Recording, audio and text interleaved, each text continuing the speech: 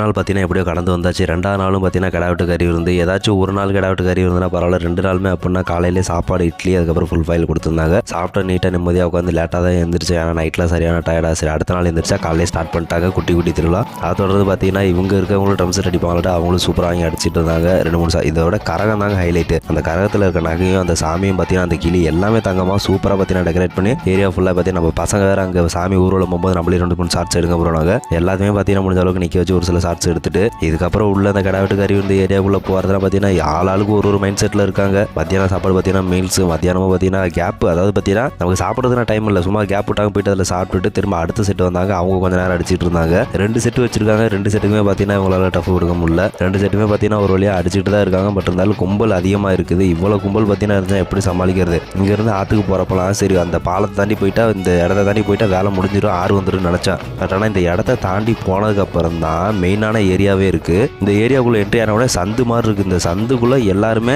பாய்ஸுக்கு தனியாக ஒரு செட்டு, கேர்ள்ஸுக்கு தனியாக ஒரு செட்டுங்கிற மாதிரி நடுவில் விட்டுக்கிட்டு அடிக்கிறான். இந்த அளவுக்கு கும்பல் கிட்டத்தட்ட பார்த்தீங்கன்னா இந்த கும்பலை நைட்டு ஏற்றோடனே பார்த்தோம்னா சமயபுரம் தேருக்கு போனால் எப்படி கும்பல் இருக்கும் அந்த அளவுக்கு கும்பல். ஒரு பார்த்தீங்கன்னா திருவிழானா அப்படி தான் இருக்கணும் அப்படிங்கிற அளவுக்கு பார்த்தீங்கன்னா எந்த ஏரியா சைடுமே இந்த மாதிரி ஆர்கெஸ்ட்ரா திருவிழா பார்த்ததே இல்லை. அந்த அளவுக்கு ரொம்ப பிரம்மாண்டமாக ரொம்ப சூப்பராக பண்ணிட்டு இருந்தாங்க. அது மட்டும் இல்லாமல் இவங்களுக்கு 2 செட்லாம் வச்சா பத்தாது. கரெக்டாக பார்த்தீங்கன்னா ஒரு 5 செட்டு வச்சிருந்தா தான் இருக்க கும்பலுக்கும் ஆடுற ஆட்டத்துக்கும் பார்த்தீங்கன்னா இவங்களுக்கு சுத்தப்பட்டவர். ஏன்னா ரெஸ்ட் விடாமல் ஆடுறாங்க. அந்த நாள் ஒரு திருவிழா பார்த்தீங்கன்னா மிரட்டி விட்டாங்க. சரி அப்படியே அடுத்தடுத்த வீடியோஸ்லாம் வந்துச்சுன்னா ஃபாலோ பண்ணி சப்ஸ்கிரைப் பண்ணி வச்சுக்கோங்க.